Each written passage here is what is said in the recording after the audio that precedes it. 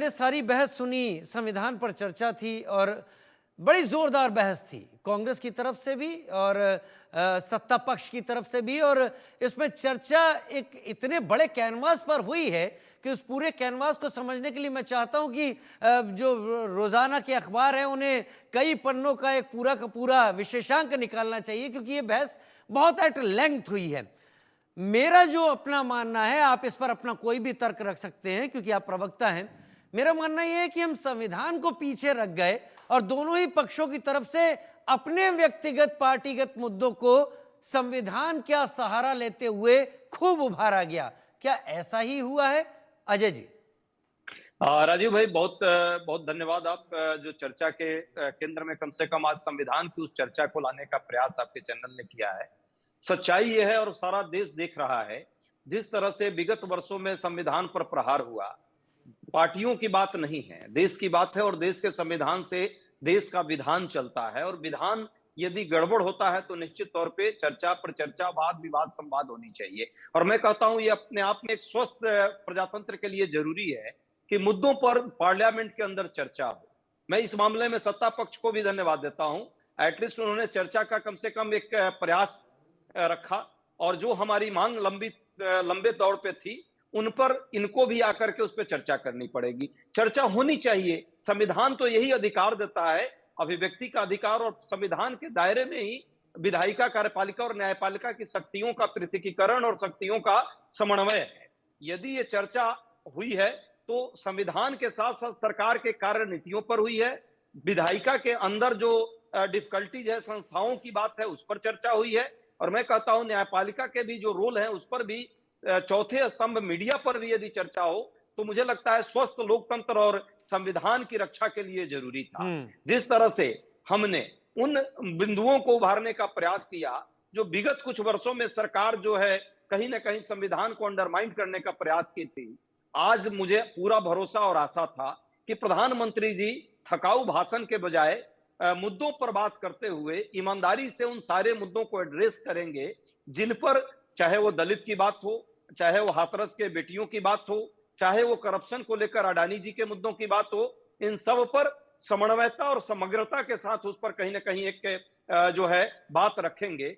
दुर्भाग्य से इस बार का भाषण प्रधानमंत्री जी का भी बहुत निराशाजनक रहा, और ये दिखता था सत्ता पक्ष के बेंच में भी कि सब लोग, कोई नींद ले रहे थे, कोई परेशान थे, कोई ऊँग रहे थे, और कहीं ना कहीं दिखाने का प्रयास, जब प्रधानमंत्री जी का मुख उधर जाता था तो दिखाने का प्रयास होता था कि प्रधानमंत्री जी को हम सुन रहे हैं।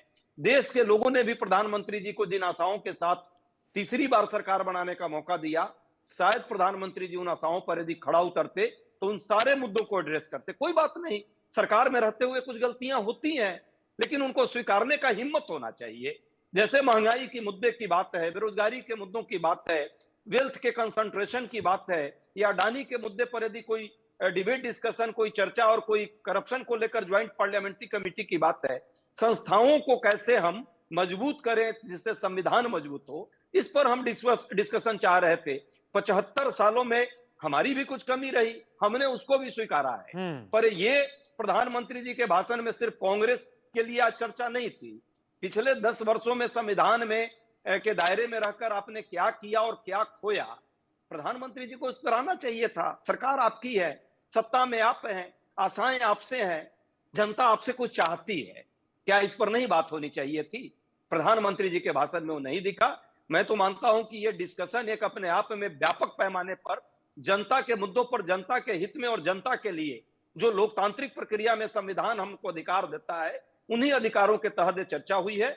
हाँ, इस बात को जरूर हम सकून मान रहे हैं कि डिस्कशन हुआ, जनता के सामने मुद्दे हैं, सब लोग देख रहे हैं पक्ष ने क्या रखा और विपक्ष ने क्या रखा, उनके कारण क्या क्या मुद्दे आने चाहिए थे। यदि हाथरस की बेटियों पर बात हुई, यदि संबल के मुद्दों पर बात हुई, यदि करप्शन को लेकर के विभिन्न मुद्दों पर बात हुई, तो निश्चित तौर पे आज के परिप्रेक्ष्य में, या संस्थाओं के अधिग्रहण पर बात हुई, तो ये कहीं ना कहीं लोकतांत्रिक मर्यादा के तहत रहते हुए उसी संविधान की बात हम कर रहे थे, जो मनुस्मृति के रूप में नहीं, भारत के गीता, बाइबिल और कुरान से ऊपर जो हमारा संविधान, हमारा स्वाभिमान है, उस पर हम आगे बढ़ाना चाहते हैं। मुझे लगता है हम सब नागरिकों का कर्तव्य है संविधान ऊपर रहे, और किसी का भी व्यक्तिगत विधान उससे नीचे होना चाहिए। संविधान ऊपर रहे, सभी का कर्तव्य है, लेकिन पिछले सालों में संविधान कब कब नीचे आया, किन किन हालात में नीचे आया, उन पर भी मेरे ख्याल से ये जितनी बहस हुई है बहुत बेहतरीन बहस हुई है और इससे बहुत कुछ खुलकर सामने आ गया है। मेरे साथ सुमित पीर भी अब इस वक्त जुड़ गए हैं। सुमित, बहुत देर से आपका इंतजार कर रहे थे, आप आए, करीब 26 मिनट लग गए आपको जुड़ते जुड़ते, तो अब आपका ही समय है क्योंकि मेरे बाकी वक्ता सब कर चुके हैं और चर्चा में मैं किसी को काट नहीं रहा हूं और मैं वो कोशिश भी करूंगा कि मैं इसे चर्चा रखूं, इसे बहस ना तब्दील होने दूं। थोड़ी देर के लिए जवाद भाई और रमन जी में गर्मा गर्मी हुई, लेकिन ठीक है, उसको अलग करते हैं, लेकिन सबने अपनी बात पूरी रखी। तो सुमित, आप भी अपनी बात पूरी रखिए। सवाल आपके लिए भी वही जो बाकी सबके लिए था। आज चर्चा को जब मैंने पूरी तरीके से देखा, प्रियंका वाड्रा से ले लीजिए या अनुराग ठाकुर को ले लीजिए या प्रधानमंत्री मोदी या राहुल गांधी को ले लीजिए, सबको ले लीजिए, पक्ष विपक्ष में सारी चर्चा हुई है, सारे मुद्दे उठे हैं, संविधान का सहारा लेते हुए मुद्दे उठे हैं। संविधान पर वो चर्चा नहीं शायद हो पाई जो होनी चाहिए थी, ये मेरा मानना है, आपके मानने की बात मैं नहीं कह रहा हूं। पार्टियों की व्यक्तिगत विचारधाराएं हावी रही हैं। राहुल गांधी तो यहां तक कह गए, शायद मेरे ख्याल से वो 2029 की तैयारी और उसका परिणाम अभी शायद सामने रख रहे हैं। उन्होंने कहा कि हम यहीं पर जाति गणना की बात करेंगे और हम यहीं पर बाकी चीजों को जमीन पर उतारते दिखाएंगे। तो बहुत लंबी तैयारी के साथ अपने भावों में आकर कह गए। आपको इस चर्चा को देखकर क्या समझ में आया? देखिए राजीव भाई, शो पे लेट जुड़ने के लिए बहुत बहुत क्षमा प्रार्थी हूँ, कहीं फंस गया था। दो तीन चीजें बहुत क्लियर आ गई है। देखिए, जब कोई पार्टी हारती है, हताशा और निराशा आपको घेर लेती है, जब आपको कोई उम्मीद भी नहीं दिखती, कोई आशा भी नहीं दिखती, तो आदमी का जो संतुलन होता है वो थोड़ा डगमगा जाता है और आप मुद्दे वो ढूंढना चाहते हो जो मुद्दे वास्तविकता में है ही नहीं। देखिए, चांद पे थूके आप, कल बोले जी सूरज नहीं उगेगा, ना चांद पे थूकने से चांद गंदा होगा, ना मेरे कहने से सूरज नहीं उगेगा, सूरज कल तब भी उगेगा।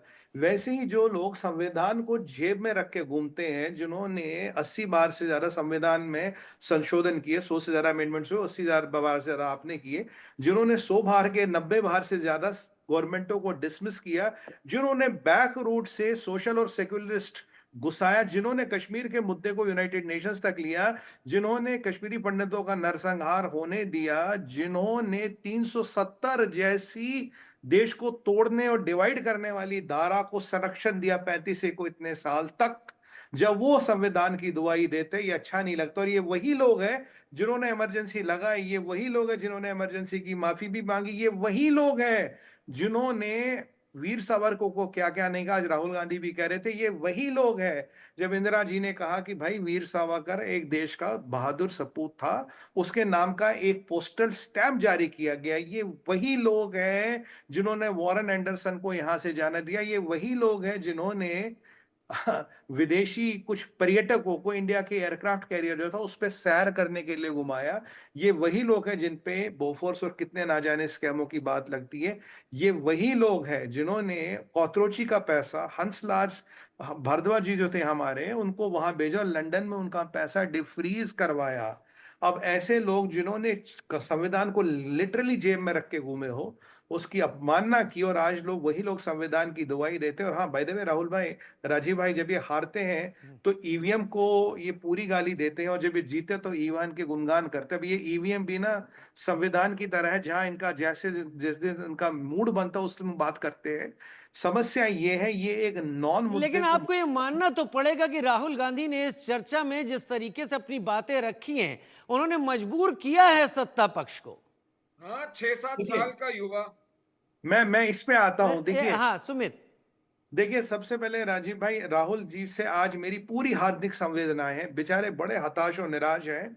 ऐसा कांग्रेस में माना जाता, अगर राहुल गांधी का कोई कंपटीटर बनता उसको रास्ते से हटाया जाता, निकाला जाता है, पार्टी छोड़ने पे विवश किया जाता और जो भी कुछ तरीका है। बट यहाँ उनकी सबसे बड़ी कंपटीटर उनकी सगी बहन बन के आई है। अब बहन जी का क्या करे तो सगी बहन क्या करे। आज कांग्रेस के नेता खुद कह रहे प्रियंका अच्छी है, राहुल अच्छे हैं। काफी लोग कह रहे भाई आप 20 साल से फेल हो रहे हो, बहन जी को समय दो। वैसे बहन जी और उनमें भी ज्यादा फर्क नहीं है। प्रियंका गांधी जी ने कल देखा आपने राजीव भाई, सुमित सुमित सुमित सुमित सुमित लास्ट, क्या वाकई संविधान पर चर्चा हुई या फिर पार्टीगत मुद्दे रखे गए? मैं फिर रमन जी का रुख करूंगा, चर्चा सबके पास ले जानी है। मैं मानता हूं मुद्दा या डिस्कशन उस पे हो जहां विषय हो। अगर मैं और आप एक विषय बनाए और उस पे चाहे मोदी जी बात करें या उस पे टिप्पणी करें, फिर तो मैं फील्डिंग सेट कर रहा हूं, उनसे बैटिंग बॉलिंग करा रहा हूं। वो बहुत बहुत बहुत पहुंचे हुए मतलब पॉलिटिकल जीनियस है। अगर आप सोचते हो कि वो आपके बनाए हुए मुद्दे या आपके बनाए हुए माया जाल पे आके फंस के आपकी बोली बोलेंगे, वो दिन कभी नहीं आएगा। मुझे लगता है राहुल गांधी को ये 20-25 साल में समझना चाहिए। और प्रियंका गांधी जी की दो छोटी सी बातें बोलूंगा। कल वो भूल गई थी कि हिमाचल में उनकी सरकार है, और ये जो कह रहे थे ना संभल की बातें ये करते हैं।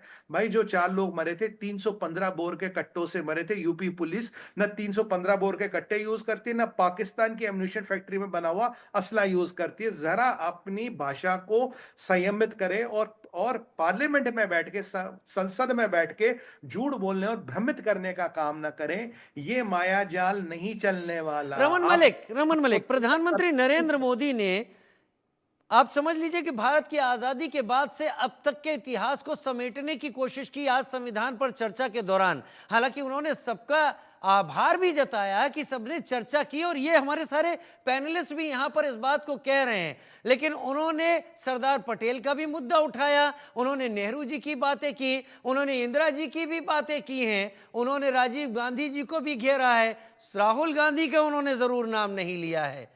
तो क्या प्रधानमंत्री का आज का जवाब एक बार फिर से कांग्रेस को घेरने तक सीमित आपको दिखाई पड़ता है, या फिर प्रधानमंत्री उससे भी आगे की बात कर रहे थे? देखिए, मेरे को ऐसा लगता है कि प्रधानमंत्री जी ने उससे आगे की बात करी है। ये राहुल गांधी जैसे लोगों के, या कांग्रेस में जो लोग राहुल गांधी को शीर्ष नेतृत्व समझते हैं, उनकी मेंटल कैपेबिलिटी से बहुत परे की बात है।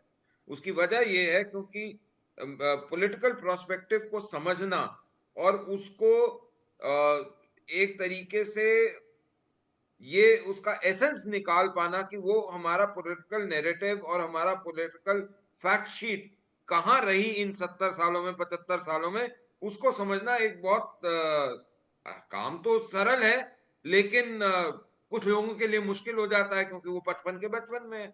लेकिन मैं जो बात करना चाहता हूं वो बिल्कुल अलग है और वो बहुत जरूरी है।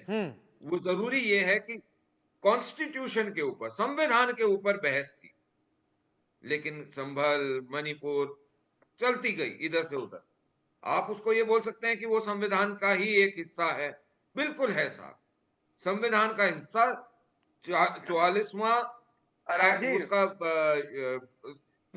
मैं एक एक करके आ रहा हूं, बोलिए। 44th पॉइंट भी उसी का हिस्सा है जो यूनिफॉर्म सिविल कोड का करता है। तो ये जो सारे लोग हैं, इन्होंने वो क्यों नहीं उठाया? क्योंकि वो एक लाइन का है सिर्फ, वो नहीं उठाएंगे क्योंकि उससे वोट बैंक छिड़ता है।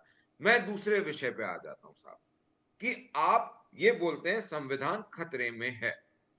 अगर संविधान खतरे में है तो आप 1975 की तरह बाहर कैसे हैं? मेरे अपने पिताजी 1.5 साल, पौने 2 साल गायब रहे थे। उनको उठा के ले गए थे ये कांग्रेस वाले। जब वापस करा था तो उनके पांव के घुटनों के पटोले टूटे हुए थे। मैं ये पूछना चाहता हूं कि जब आपने 1975 में जब संशोधन करा और 42वां संशोधन करा, उस समय कितने विपक्ष के नेता सदन में मौजूद थे? ये बताएं। नहीं बता पाएंगे। तीसरी चीज सर, मैं आज भी बड़े एक स्पष्ट रूप से ये बात रखता हूं कि कांग्रेस और इंडी ब्लॉक के द्वारा करे गए संविधान संशोधनों की सूची बनाई जाए और एनडीए द्वारा करे गए संविधानों की सूची बनाई जाए। आप जब बोलेंगे मैं डिबेट पे आ जाऊंगा। उनमें ये देखा जाए मौका कि तो कौन दे कौन आ रहा हूं, सा अब विषय उठाया गया। पूरा दे रहा हूं जरा सा।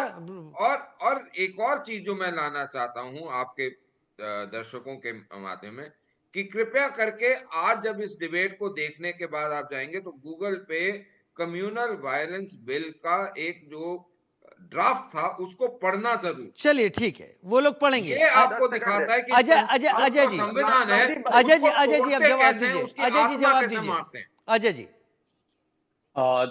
रमन भाई हमारे प्रिय साथी हैं, उनकी भाषा और उनकी शब्दावली अजय जी, एक चीज और मेरा दिल में आ रहा था कि जब हम चर्चा के लिए आमने सामने आते हैं तो उसमें दो चीजें होती हैं। एक तो फायदा यह होता है कि हम अपनी बात कहते हैं और घेर लेते हैं उन मुद्दों पर जहां पर घेरना चाहिए, लेकिन एक दूसरी चीज भी होती है कि सामने वाले को भी जवाब देने का मौका मिलता है। तो आज आपको क्या लगता है, आपने घेरा या आप घिरे? देखिए, घेरना और घिरने की बात नहीं है। सच्चाई तो है कि देश की राजनीति किस दिशा में जा रही है और उस पर चर्चा का केंद्र संविधान कहीं ना कहीं प्रमुखता के साथ उठाने का काम, जो संविधान की चर्चा हम लोग पिछले कई सालों से कर रहे थे और कहीं ना कहीं उस संविधान को कहीं ना कहीं खत्म करने का जो प्रयास भाजपा के लोग कर रहे थे, इस देश की जनता ने ही भाजपा को घेरा। तभी 400 पार के वाले को 240 पर ला करके खड़ा कर दिया। तो जनता पहले घेर चुकी थी संविधान को नेस्तनाबूद करने की जिन्होंने सोची थी। हम पास अब तो उस हो गए सोच अजय को भाई, आज अब पार्लियामेंट के अंदर कंपार्टमेंट मैं बीच में नहीं बोलता नहीं, कोई बात पार्लियामेंट नहीं, के आप अंदर जो है कंपार्टमेंट कहीं ना में, कहीं कंपार्टमेंट उसको मुबारक। रमन जी बोलने और दें, रमन कहीं जी। ना कहीं पार्लियामेंट के अंदर उसको जो है 2 दिनों की इस चर्चा के दौरान उसके विभिन्न पहलुओं पर चर्चा करके हमने ये भी दर्शाने का काम किया और कहीं ना कहीं मांग तो हमारी थी, विपक्ष की मांग थी। तो कौन घेरा और कौन घिरा ये तो बात की बात है, जनता तय करेगी।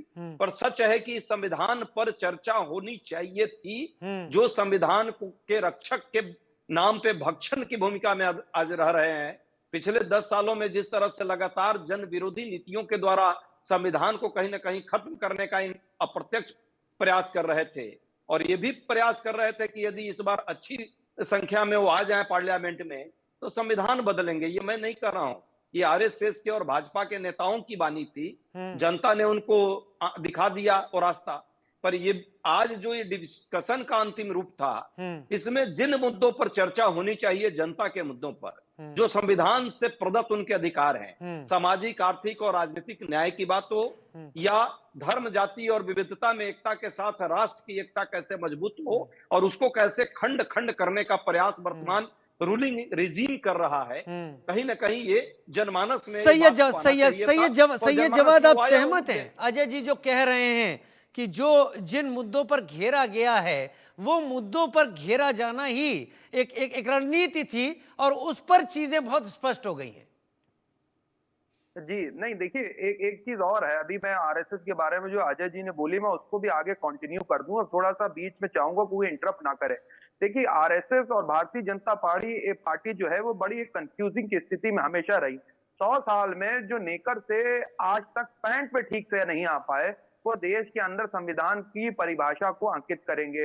दूसरी सबसे बड़ी बात मैं कह दूं, लगातार इस देश के अंदर आरएसएस का और भारतीय जनता पार्टी का एजेंडा जो है वो रहा है आरक्षण विरोधी, संविधान विरोधी, तिरंगा विरोधी। मुझे आप आरएसएस पर बात करने के ज्यादा इच्छुक लग रहे हैं। आदिवासी विरोधी और चीजों नहीं, मैं इसलिए कह रहा हूं कि आरएसएस साइंस की तैयारी करके आए थे, मैथ्स का पेपर आ गया है वो आरएसएस का जो भारतीय जनता पार्टी है वो उसका एक, मैं ओपन टू फोरम कर देता हूं, अब चाहता हूं क्योंकि आप आरएसएस पर बात ज्यादा करना चाहते हैं। सुमित पीर क्या यही हुआ? राजीव भाई, प्रधानमंत्री जी ने 11 पॉइंट रखे, 11 पॉइंट जो राष्ट्र हित के लिए थे वो रखे। आप प्रधानमंत्री जी को एजेंडा नहीं बन सकते। ये जो बात करते हैं मनुवाद की, भाई मनुवाद। अच्छा सुमित, 1 मिनट रुकिए, 10 सेकंड देता हूं, 11 संकल्प की बात करता हूं, अब कंप्लीट कीजिए जल्दी। मैं कह रहा हूँ जो कहते हैं ना, यूसीसी के ऊपर भी कंफ्यूज है। सुन लीजिए आप, यूसीसी का जिक्र करा आदरणीय प्रधानमंत्री जी ने, यूसीसी के ऊपर भी आप उत्तराखंड में यूसीसी को लेकर के आते हैं, फिर उसके अंदर आदिवासी को और बाहर कर देते हैं, फिर यूसीसी की आप इंप्लीमेंटेशन की बात करते हैं कि उस वक्त जो अम्बेडकर साहब ने कहा। चलिए ठीक है, मैं अब जवाब ले लेता हूं। सुमित पीर, मेरे पास समय कम है, मैं मजबूरी के साथ कह रहा हूं। सुमित पीर जवाब दीजिए।